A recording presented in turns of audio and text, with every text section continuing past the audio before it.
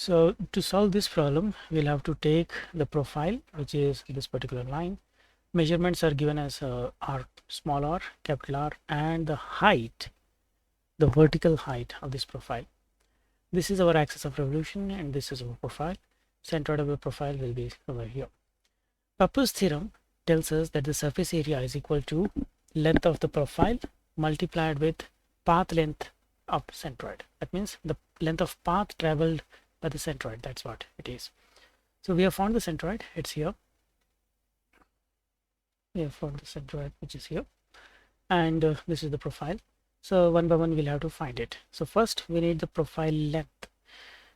So the height given here is vertical height, and it's not equal to the profile length. Profile length we'll have to find it separately. For that, we'll have to take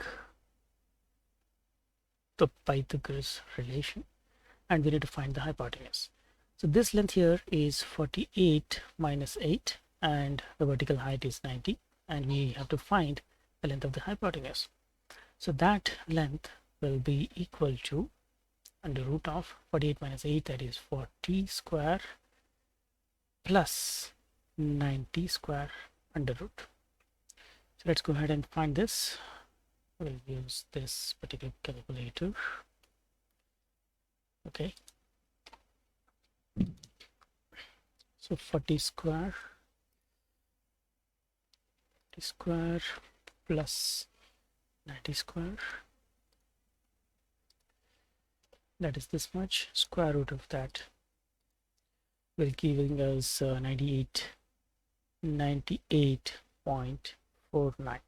So that is the length of the profile. Next we'll have to find the length of path traveled with the centroid. Centroid is located over here. So first we'll need to find this distance, and that will be the average of the two distances over here. That is 48 plus 8 divided by 2. Let's do that. 48 plus 8, we'll have to divide this by 2, and that average is going to be 28. So 28 is the radius here, and the path traveled by the centroid is a circle. Path traveled by centroid is a circle, and we know circumference of that is going to be 2 pi times the radius. Radius being 28. We just now found it. So calculating this will give us the total surface area. Let's do that. So 98.49 times 2 into pi into 28.